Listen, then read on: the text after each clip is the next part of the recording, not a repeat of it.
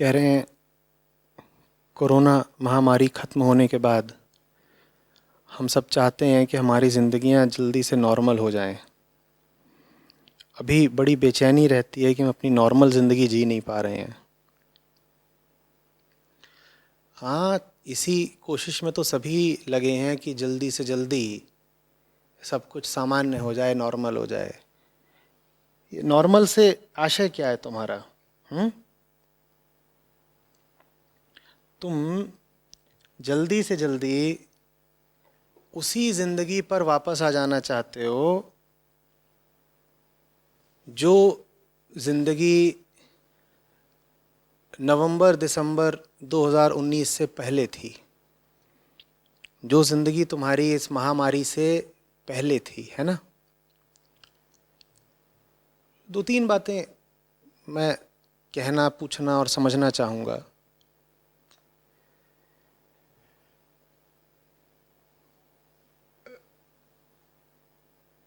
वो ज़िंदगी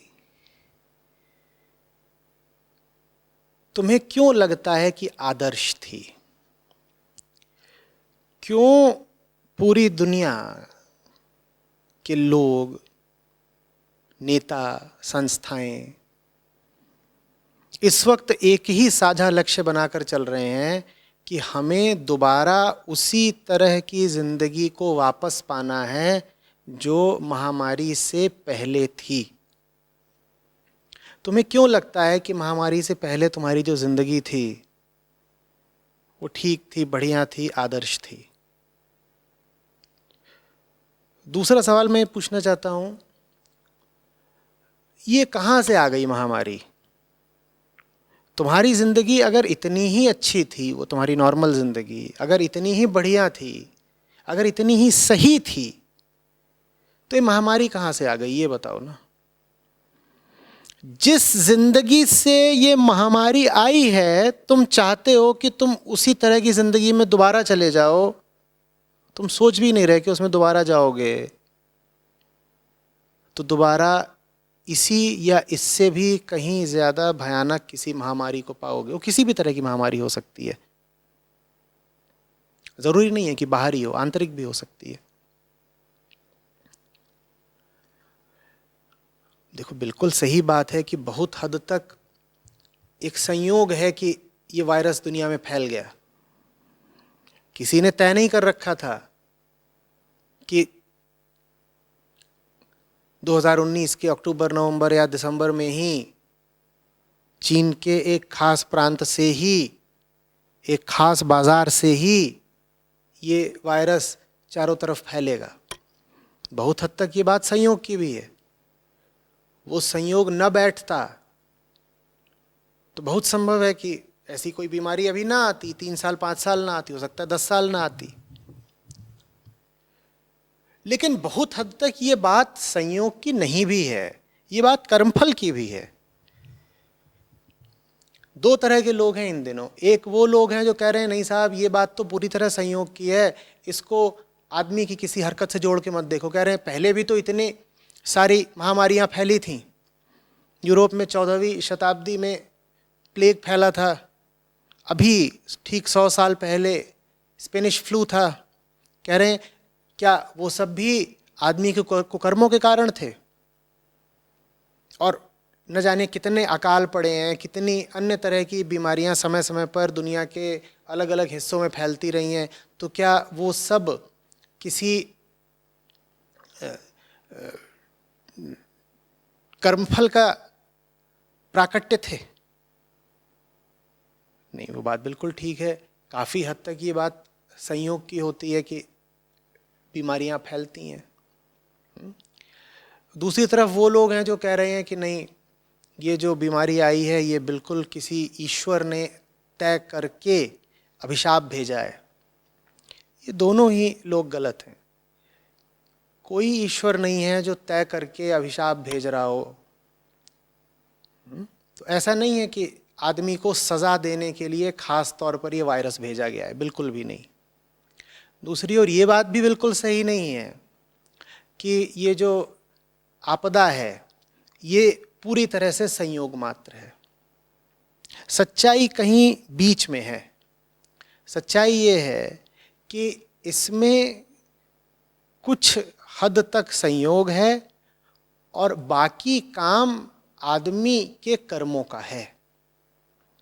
देखिए, वायरस तो जंगलों में हजारों लाखों प्रकार के बैठे हुए हैं, पर जब आप उन जंगलों में भीतर भीतर घुसते ही जाएंगे, अपने भोग, अपनी लालसा, अपने लालच को लेकर के जंगलों को काटते जाएंगे, जंगलों की गहराइयों में प्रवेश करते जाएंगे, जंगली जानवरों के ऊपर चढ़कर बैठते जाएंगे, उनको नोचेंगे, उनको फाड़ेंगे, उनकी खाल के भीतर घुसेंगे, तो वो सब वायरस जो जंगलों में छुपे बैठे थे, उनसे तो फिर आपका सामना होगा ही होगा ना। अभी तो हमें पता नहीं कि और कितने तरीके के वायरस बैठे हैं, और जो वायरस बैठे हुए हैं वो आदमी के संपर्क में आकर के फिर म्यूटेट भी करते हैं। तो जो वायरस जंगल में जैसा है, आवश्यक नहीं कि आदमी के संपर्क में आने के बाद वैसा ही रह जाए, वो कुछ और भी हो जाता है। तो ये बीमारी कुछ तो संयोग से आई है, लेकिन कुछ हद तक ये बीमारी हमारे कर्मों का अंजाम है, इसको समझिए। कुछ हद तक ये बीमारी हमारी उसी नॉर्मल लाइफ का परिणाम है जिसको आप इतनी शिद्दत से वापस पाना चाहते हो। ये बहुत बड़ी भूल की बात है। और दुनिया के सब लोग, सब संस्थाएं, सब नेता इसी कोशिश में लगे हुए हैं कि जल्दी से जल्दी जिंदगी वैसी ही चलने लगे जैसे सदा से चलती थी। तुम कैसी जिंदगी पाना चाहते हो? फिर वैसी ही जिंदगी जिसमें तुम जंगल काट रहे हो। तुम कहोगे नहीं, मैं तो जंगल काटने नहीं चाहता, मैं तो बस नौकरी करता हूँ, मैं तो एक साधारण मध्यम वर्गीय आदमी हूँ, मैं कहाँ कुल्हाड़ा लेके जंगल काटने जा रहा हूँ। भाई, थोड़ी अकल लगाओ, इतने मासूम नहीं हो।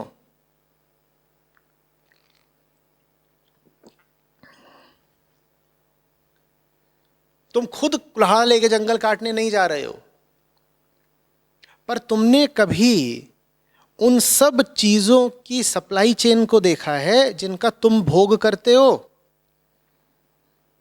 उदाहरण के लिए ऊर्जा। तुम्हें क्या लग रहा है ऊर्जा कहां से आ रही है? ऊर्जा का तो उपभोग करते हो ना। चाहे तुम्हारी गाड़ी चल रही हो, चाहे तुम्हारा एसी चल रहा हो, हर चीज ऊर्जा से चल रही है ना। जो भी चीजें तुम अपने दैनिक उपयोग में ला रहे हो वो ऊर्जा से ही बनती है ना। चाहे वो कपड़ा हो, चाहे वो बर्तन हो, चाहे वो ईंट पत्थर हो, चाहे वो मोबाइल फ़ोन हो, हर चीज़ ऊर्जा मांगती है, ऊर्जा से ही बनती है। यही नहीं, जब वो चीज़ खराब हो जाती है, जब वो उपयोग के बाहर की हो जाती है, तो फिर उसको ख़त्म करने में, उसको डिस्पोज करने में भी ऊर्जा लगती है। ये जो ऊर्जा है, तुम्हें क्या लग रहा है कहाँ से आ रही है? जो हमारा नॉर्मल जीवन जिसको बोलते हो, तुम्हें पता भी है कभी कि इस नॉर्मल जीवन के पीछे की भयावहता क्या है? हम रोज रोज क्या कर रहे हैं? तुम कहते हो नहीं हम नहीं कर रहे, ये तो दूसरी कंपनियां हैं वो करती हैं। बहुत ही धूर्त किस्म की संस्थाएं हैं, कंपनियां हैं, ताकतें हैं, वो लगी हुई हैं प्रकृति का दोहन शोषण करने में, वो लगी हुई हैं सब तरह की काली करतूतों में। अरे भाई, एक बात बताओ, बहुत सीधी सी, किसी भी चीज का आखिरी उपभोक्ता कौन है? कहीं भी कोई भी कंपनी कुछ भी कर रही है, उसका आखिरी उपभोक्ता कौन है? उदाहरण के लिए अफ्रीका में जंगल काटे जाते हैं, जो रेयर अर्थ्स होती हैं, ये कुछ खास एलिमेंट्स होते हैं जिनके बिना आपका मोबाइल फ़ोन काम नहीं कर सकता। वो अफ्रीका में मिलते हैं, बहुत कम जगहों पर वो पाए जाते हैं, ज़्यादातर दुनिया के देशों में वो मिलते ही नहीं। अब अफ्रीका में मिलते हैं और कुछ जगहों पर, तो वहाँ जंगल साफ किए जाते हैं उन तत्वों को, एलिमेंट्स को निकालने के लिए, रेयर अर्थ्स। उसके लिए वहाँ पर जो जनजातीय लोग हैं उनको भगा दिया जाता है, पेड़ पौधे ये सब काट दिए जाते हैं, ये सब होता है।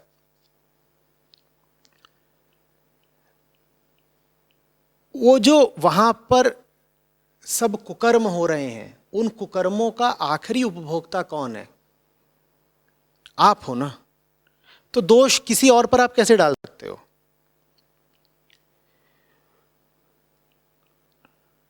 कोई कंपनी है ऊर्जा के क्षेत्र में, मान लो वो तेलों का और कुछ खनिजों का खनन करती है। ऑयल एक्सप्लोरेशन की कोई कंपनी है, और वो जो काम कर रही है उससे जबरदस्त प्रदूषण फैलता है। उसके टैंकर भी जब चलते हैं समुद्र में तो तमाम तरह की ऑयल लीक्स करते हुए चलते हैं, और तमाम उसकी वजह से समुद्र पर तेल की एक परत छा जाती है, और बहुत कुछ।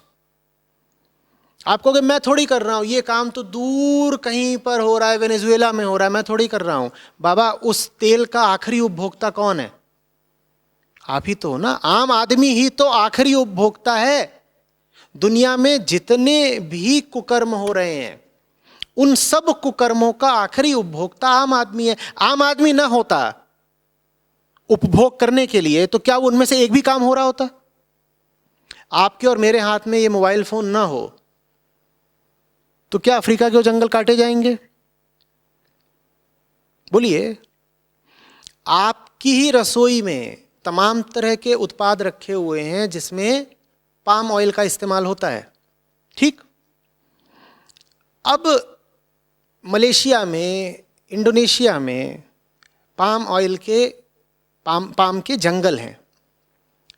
वो जंगल काटे जा रहे हैं और वहाँ पर तमाम तरह के जानवर हैं जो उन जंगलों में रहते थे। आपने उनका घर तबाह कर दिया है। उनका सिर्फ घर ही नहीं गया, वो बेघर ही नहीं हुए हैं, उनकी पूरी प्रजातियां ही नष्ट हुई जा रही हैं, वो जानवर मिट गए। अब आपको वो दृश्य दिखाया जाए कि देखो वहाँ इंडोनेशिया में, सुमात्रा में ये जंगल काटा जा रहा है और उस जंगल को काटने की वजह से ओरंगुटान खत्म हुआ जा रहा है। तो आप कहोगे अरे अरे अरे बड़ा बुरा हो रहा है। कितनी गलत बात है, कितनी गलत बात है। और ये कह के आप अपनी रसोई में जाओगे और पाम ऑयल से बना हुआ कुछ उत्पाद, कोई प्रोडक्ट आप इस्तेमाल करने लग जाओगे। ये है आपकी नॉर्मल लाइफ। यही है ना हमारी नॉर्मल लाइफ, और हमें यही जल्दी से वापस चाहिए। दुनिया लगी हुई है कि अर्थव्यवस्था जल्दी से पटरी पे आ जाए। बाबा, विकास की हमारी जो पूरी अवधारणा है वो गलत है। हम ऐसे बात कर रहे हैं जैसे अर्थव्यवस्था ही हमारी जिंदगी का केंद्र हो। देखिए, बहुत लोगों का कहना है कि इस लॉकडाउन की अवधि ने उनको ये दिखा दिया कि कितने कम में मजे में काम चलता है। लोग ये तो बताते हैं कि लॉकडाउन की वजह से आमदनियां कम हो गई, जो कि बिल्कुल सही बात है।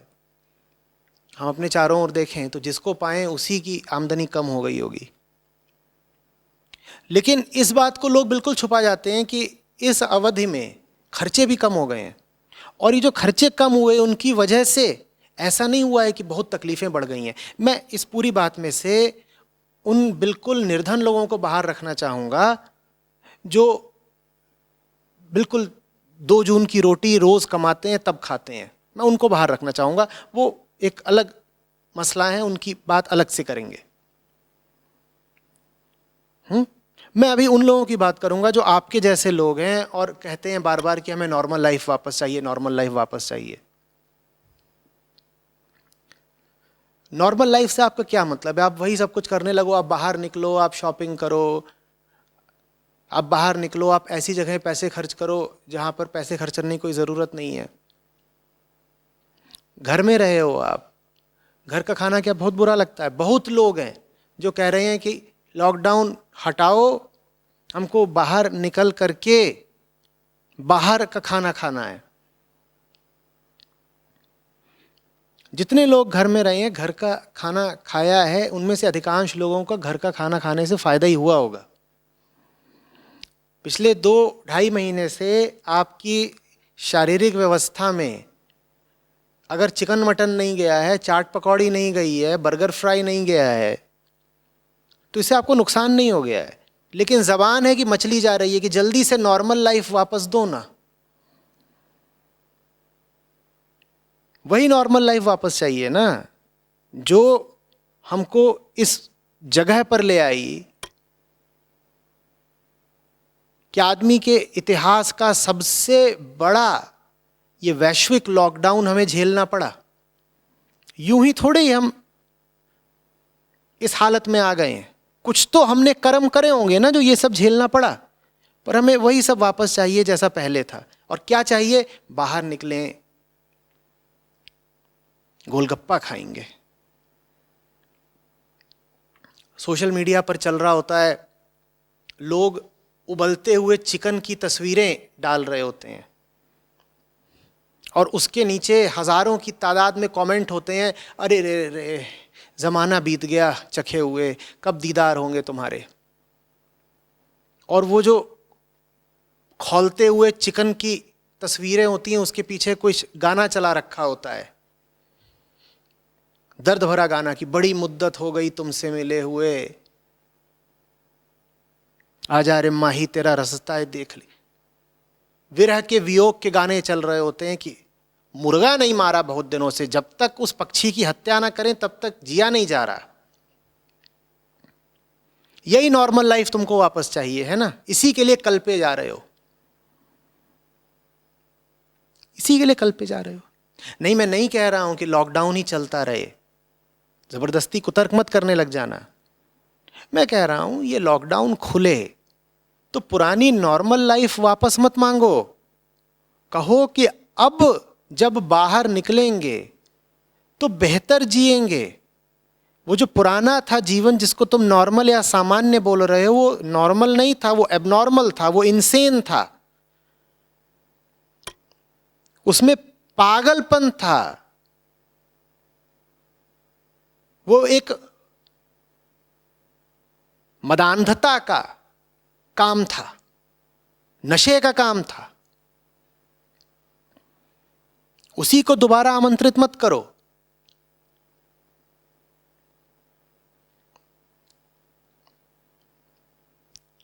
अच्छा हो कि इस आपदा से हम कम से कम नुकसान के साथ बरी हो जाएं। ऐसा अभी लग रहा नहीं है, पर काश ऐसा हो सके। अभी तो लेकिन आसार यही हैं, आशंका यही है कि ये जो माह है मई का और इसके बाद जून का, इसमें स्थितियां और बिगड़ेंगी और खतरनाक रूप से बिगड़ेंगी। लेकिन चलो, मानव जाति है, बहुत चीजें झेल गई अतीत में, इसको भी किसी तरह झेल ही जाएगी। मेरी ज्यादा बड़ी चिंता यह है कि जब ये महामारी किसी तरह टलेगी, हम उसके बाद दोबारा उन्हीं तौर तरीकों ढर्रों पर वापस आना चाहते हैं जिन्होंने इस महामारी का निर्माण करा। ये बहुत मूर्खता की बात होगी। क्या हम कुछ भी नहीं सीखेंगे? क्या मौत भी हमें कुछ नहीं सिखा पाएगी?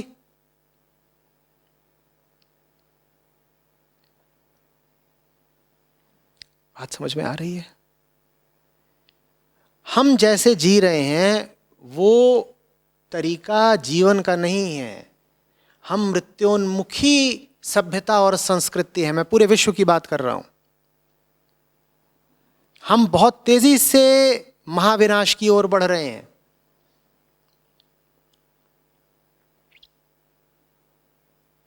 इन दिनों महामारी की चारों तरफ चर्चा है। इस कारण जो और बड़ा और गंभीर और अटल संकट हम पर गहराता जा रहा है, उसकी हम थोड़ा कम चर्चा करते हैं। क्लाइमेट चेंज का, जो जलवायु परिवर्तन हो रहा है, जिसमें तापमान बढ़ रहा है, वैश्विक तापन,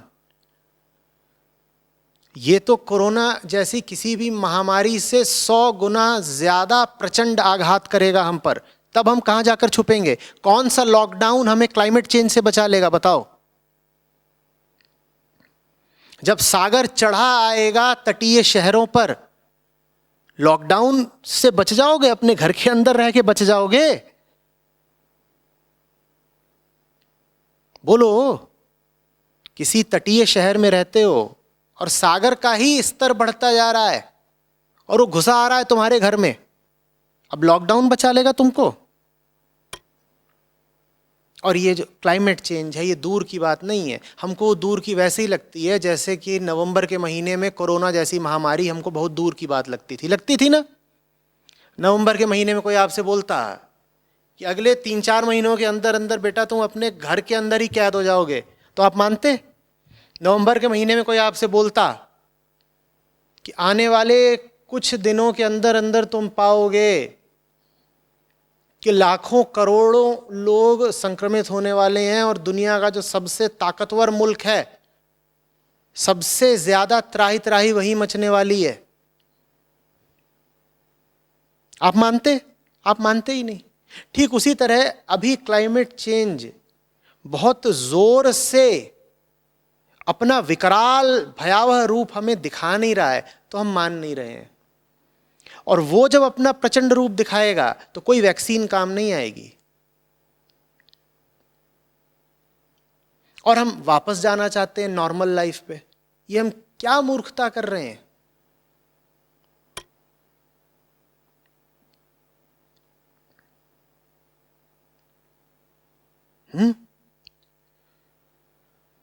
बहुत दिल दुख रहा है ना आपका कि हवा में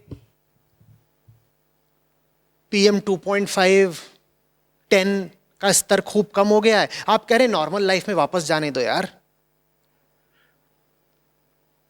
हवा में ये धूल के छोटे छोटे कणों की मात्रा बढ़नी चाहिए, इतना कम क्यों हो गया? नॉर्मल लाइफ वापस दो, नॉर्मल लाइफ वापस दो। जब तक एयर क्वालिटी इंडेक्स 500 पार नहीं कर जाता तब तक हमको चैन नहीं आता है। नॉर्मल लाइफ वापस दो। इन दिनों एयर क्वालिटी इंडेक्स 100 के आसपास क्यों हो गया? हमें अच्छा नहीं लग रहा, हमें नॉर्मल लाइफ वापस दो। इन दिनों रात में आसमान में तारे क्यों दिखाई देते हैं? इन दिनों दूर दराज की इमारतें भी क्यों दिखाई दे जाती हैं?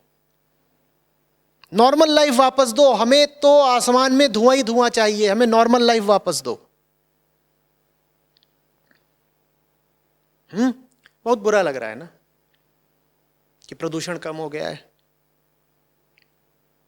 नाइट्रोजन डाइऑक्साइड का स्तर पिछले कई दशकों में जितना कम नहीं हुआ था उतना कम हो गया है। बहुत बुरा लग रहा है ना। दोबारा चाहिए नाइट्रोजन डाइऑक्साइड कि सूंघो, आहा क्या अद्भुत आनंद आता है NO2 सूंघने में। बिल्कुल एकदम गहराई से उसे अपने फेफड़ों में समा लो, महबूबा है तुम्हारी।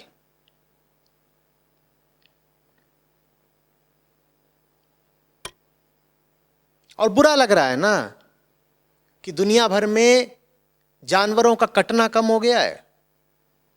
नहीं तो इन दिनों में तो त्योहारों के नाम पर रोज अरबों जानवर काट रहे होते। तो त्योहार हो ना हो हमें फर्क कहां पड़ता है।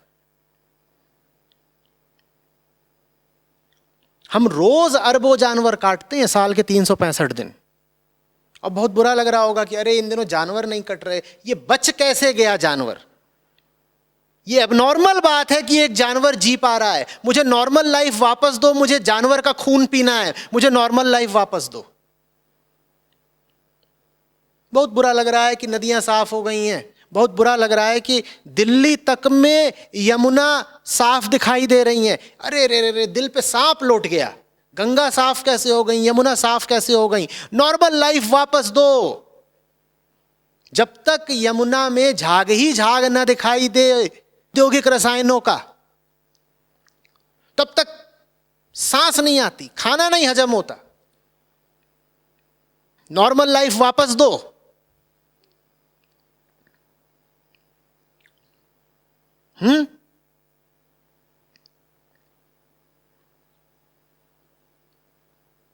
अपने दिल पे हाथ रख के पूछो,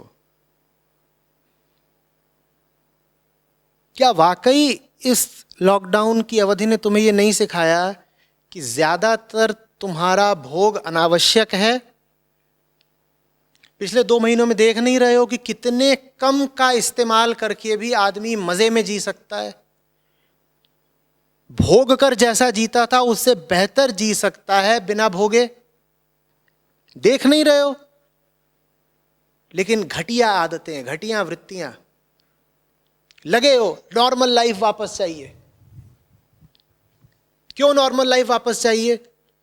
एक सज्जन बोले वो हर साल हम गर्मियों में यही मई जून के महीने में पर्यटन पर जाया करते थे। कभी भारत के पहाड़ों पर जाते थे, कभी विदेश जाते थे। ये लॉकडाउन ही चलाते रहेंगे तो हमारा तो पिछले जो 20 साल का ढर्रा है वही टूट जाएगा, हमारा पर्यटन नहीं हो पा रहा। नॉर्मल लाइफ वापस दो। जब तुम ऊब जाते हो अपने घर को गंदा करने से, अपने मोहल्ले को, अपने शहर को गंदा करने से, तब तुम चले जाते हो पहाड़ों को गंदा करने के लिए। ये तुम्हारी नॉर्मल लाइफ है, ये तुम्हें वापस चाहिए?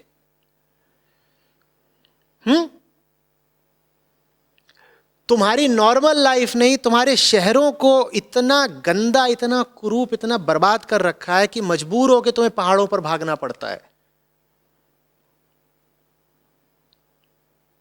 पहाड़ों पर भागना तुम्हारी मजबूरी है, क्योंकि तुम्हारी नॉर्मल लाइफ ने तुम्हारे शहरों को तबाह कर रखा है। तुमने दिल्ली की यमुना इतनी बर्बाद कर दी है कि तुमको भागना पड़ता है उत्तरकाशी और रुद्रप्रयाग, ताकि वहां गंगा जी थोड़ी तुम्हें साफ दिखाई दे जाएं।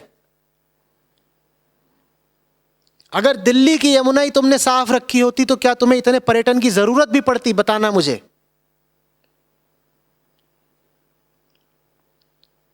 पर नहीं, हमें तो हवाई जहाज पर बैठ करके मालदीव जाना है, नहीं तो स्पेन जाना है, नहीं तो कनाडा जाना है पर्यटन करने के लिए। वही तो नॉर्मल लाइफ है। और भूल ही जाते हो तुम कि कोरोना भी पूरी दुनिया में उसी हवाई जहाज से ही पहुंचा था। और भूल ही जाते हो तुम कि क्लाइमेट चेंज में उस हवाई जहाज की कितनी बड़ी भूमिका है। और भूल ही जाते हो तुम कि दुनिया भर में जो हवाई यात्राएं होती हैं उसमें से ज्यादातर अनावश्यक होती हैं। और इसका प्रमाण यह है कि इस लॉकडाउन के बाद जो अब मंदी आएगी, वैश्विक ग्लोबल रिसेशन, उसमें सबसे ज्यादा एयरलाइंस को ही झटका लगने वाला है, क्योंकि वहां पर ही जो खर्चा हो रहा था वो सबसे फिजूल, गैर जरूरी था। इसीलिए लोग उसी तरफ सबसे कम अब खर्चा करेंगे। भाई, जो आपके खर्चे सबसे अनावश्यक होते हैं आप उन्हीं में कटौती करते हो ना सबसे पहले। तो चाहे लोग हों और चाहे कंपनियां हों, वो सबसे ज्यादा कटौती इसी हवाई यात्रा में ही करने जा रही हैं। पर आपका पर्यटन बड़ा बाधित हो रहा है, बड़ा बुरा लग रहा है। नॉर्मल लाइफ वापस दो। पर्यटन कई किस्म का होता है, यही नहीं होता कि यहां से गए हैं फ्रांस पर्यटन करने के लिए। यह भी तो पर्यटन है कि जीवन में कोई सार्थक काम नहीं, कोई सार्थक केंद्र नहीं, तो बाइक लेकर के पूरे शहर के चक्कर लगा रहे हैं, लड़कियों के मोहल्ले घूम रहे हैं। ये भी तो पर्यटन ही है, और क्या है। और ये अब कर नहीं पा रहे हो, पुलिस वाले डंडा बजा देते हैं, तो नॉर्मल लाइफ वापस चाहिए। जिनके पास पैसा है उन्हें नॉर्मल लाइफ वापस चाहिए, ताकि हवाई जहाज लेकर के आईफल टावर में घुस जाए। और जिनके पास अभी बाइक ही भर है उन्हें नॉर्मल लाइफ वापस चाहिए कि बाइक लेकर के लड़कियों के मोहल्ले में घुस जाए।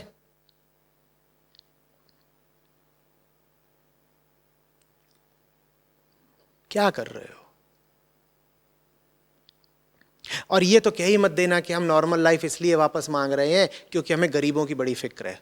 मैंने कहा था वो मसला अलग है, उसकी बात अलग से करेंगे। अगर तुम कह रहे हो कि गरीबों पर गाज गिर रही है इसलिए पुराने तरह की अर्थव्यवस्था वापस चाहिए, तो मैं पूछूंगा कि गरीबों को गरीब बनाया किसने? उसी पुराने तरह की अर्थव्यवस्था नहीं तो? नहीं तो आदमी और आदमी में इतना अंतर नहीं होता कि एक अरबपति हो और दूसरे के पास रोटी भी ना हो। तुम दोबारा वही अर्थव्यवस्था वापस चाहते हो जिसमें एक आदमी गहरी मुफलिसी में और दूसरा नवाबी अयाशी में जी रहा है। तुम्हें वही नॉर्मल लाइफ वापस चाहिए ना? बताओ, ये जो दुनिया के 500 अमीर लोग हैं, जो दुनिया की 95, 97, 99%, 99.9% दौलत पर चढ़कर बैठे हुए हैं सांप की तरह, इनमें और एक गरीब आदमी में क्या वाकई इतना अंतर है कि एक की आमदनी और दूसरे की आमदनी में अरबों गुने का अंतर हो? बोलो। मैं बिल्कुल मानता हूं आदमी और आदमी में अंतर होता है। मैं बिल्कुल मानता हूं कि एक ने शायद मेहनत करी हो, एक में शायद नैसर्गिक प्रतिभा ज्यादा हो, कुछ भी हो सकता है। चलो, दोनों की आर्थिक स्थिति में 10 गुने का अंतर हो सकता है, ठीक हो सकता है, 10 गुने का हो सकता है। चलो कोई आदमी है वो विशेषकर प्रतिभावान है, तो वो सामान्य आदमी से या गरीब आदमी से हो सकता है 100 गुना ज्यादा दौलत का मालिक हो। चलो 1000 गुने का हो, पर अगर अरब गुने का अंतर हो तो इसका क्या मतलब है? बोलो। इसका मतलब यह है कि जिसको तुम अपनी नॉर्मल लाइफ या नॉर्मल अर्थव्यवस्था बोलते हो, वो चलती ही शोषण पर है। उसमें अमीर हो ही तभी सकते हैं जब तुम अरबों गरीब लोग पैदा करो और तुमको वही नॉर्मल लाइफ वापस चाहिए। तुम कल पे जा रहे हो कि अरे अरे नॉर्मल लाइफ वापस नहीं मिल रही। और बुद्धुओं, एक बात समझना अच्छे से, जानते हो नॉर्मल लाइफ की जितनी ज्यादा बात मीडिया कर रही है और राजनेता कर रहे हैं भारत इन्हीं दुनिया भर में, वो क्यों कर रहे हैं? वो इसलिए नहीं कर रहे हैं कि उन्हें गरीबों की बहुत फिक्र है। हालांकि नाम वो गरीबों का लेंगे, वो कहेंगे कि अरे अरे देखो बेचारे गरीबों का दाना पानी मारा जा रहा है, इसीलिए जल्दी से पुराने तरह की अर्थव्यवस्था को दोबारा चालू करो। असली बात बताता हूं अंदर की, उद्योगपतियों के सामान बिकने बंद हो गए हैं, इसलिए वो जल्दी से जल्दी चाहते हैं कि तुम घरों से बाहर निकलो, शॉपिंग करो, भले ही उस शॉपिंग में तुम संक्रमित होकर के मर जाओ, लेकिन उनका सामान तो बिका। अर्थव्यवस्था को जल्दी से खोलने के जो हिमायती लोग हैं, इनको तुम गरीबों का शुभचिंतक मत समझ लेना, ये अमीरों की कठपुतलियां हैं। आम आदमी का बहुत बड़ा नुकसान नहीं हो जा रहा अगर लॉकडाउन है, पर उद्योगपतियों का बहुत बड़ा नुकसान हो रहा है। ये जो जल्दी से लॉकडाउन खोलने की बात हो रही है, ये इसलिए हो रही है ताकि उद्योगों का, धंधों का नुकसान होना बंद हो। बात समझ में आ रही है? गरीबों का नाम तो बस बहाना है। अरे गरीब को बहुत बड़ी अर्थव्यवस्था चाहिए ही नहीं। वो पहले भी क्या पा रहा था तुम्हारी अर्थव्यवस्था से, जो वो कहेगा कि मुझे वही पुरानी अर्थव्यवस्था वापस दे दो ना? उसको तुम्हारी पहले की अर्थव्यवस्था में सोना चांदी मिल रहा था क्या? उसको पहले भी 2 जून की रोटी मिल रही थी। अभी भी तुम उसको अगर एक छप्पर दे दोगे, 2 जून की रोटी दे दोगे, वो कहेगा इतना ही पहले मिलता था, इतना ही अभी मिल रहा है, हमारे लिए बराबर है। भैया तुम अर्थव्यवस्था खोलो नहीं खोलो, हम ठीक है। बल्कि पहले तो 2 जून की रोटी के लिए वो जो शोषक था वो हमारा खून चूस लेता था, अब तो घर बैठे मिल रही है, ज्यादा ठीक है। तो अर्थव्यवस्था जल्दी से जल्दी खोलने की जो बातें चल रही हैं और जो कहा जा रहा है, पता है बहुत तरह के इसमें तर्क दिए जा रहे हैं। अभी एक पूरी की पूरी रिसर्च इंडस्ट्री ही खड़ी हो गई है जो तमाम तरीके के शोध और स्टडीज सामने ला रहे हैं, और वो कह रहे हैं देखो ये जो कोरोना वायरस है ये घातक है ही नहीं, तुम बेकार ही घर बैठे हुए हो, घातक है ही नहीं। वो कह रहे हैं कि इससे जो मॉर्टेलिटी रेट है, मृत्यु दर, वो कह रहे हैं वो बस मुश्किल से 0.1 या 0.2% है। तुम बेकार ही घर बैठे हो, आओ बाहर आओ शॉपिंग करो, बाहर आओ शॉपिंग करो, दफ्तरों में जाओ अपने मालिकों के लिए फिर से बैलों की तरह काम करो, नॉर्मल लाइफ वापस लाओ, अर्थव्यवस्था को पटरी पर लाओ, ताकि शेयरों के भाव दोबारा चढ़ें, ताकि उद्योगपतियों की जेबें दोबारा गर्म होने लगें।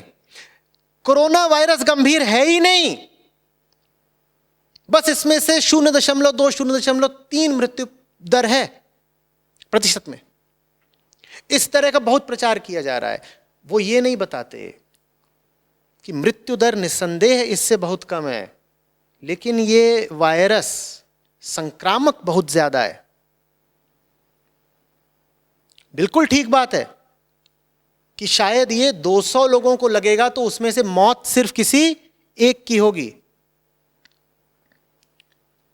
लेकिन हम ये भूल जाते हैं कि इतना संक्रामक है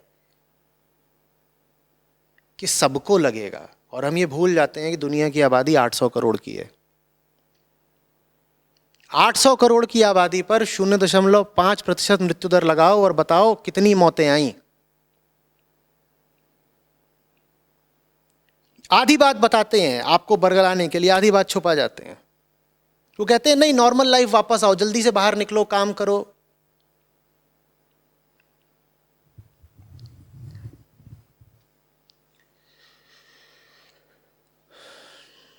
और ये तो हम मौत की बात कर रहे हैं, अभी हम उनकी नहीं बात कर रहे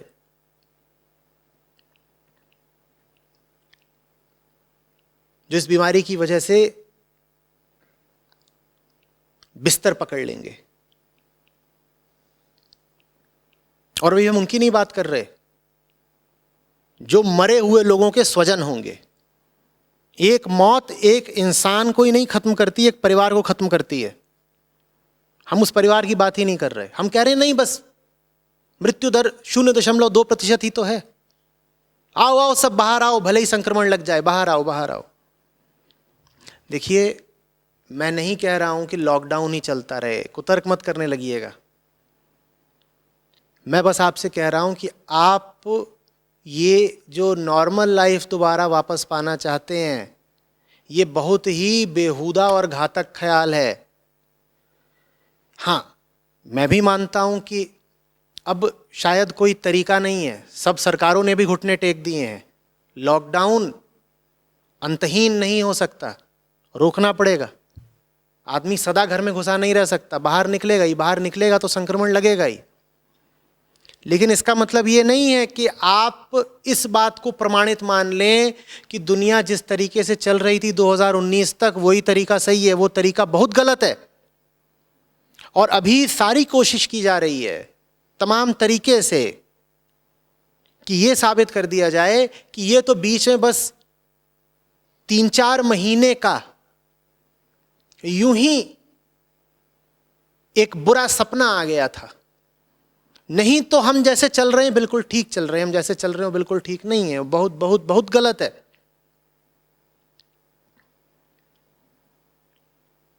ईश्वर करे कि कम से कम नुकसान हो, ईश्वर करे कि हमें घरों से जल्दी बाहर निकलने का मौका मिले, पर हम बाहर इसलिए ना निकलें कि हम दोबारा वैसी ही जिंदगी जिए जैसी पहले जी रहे थे।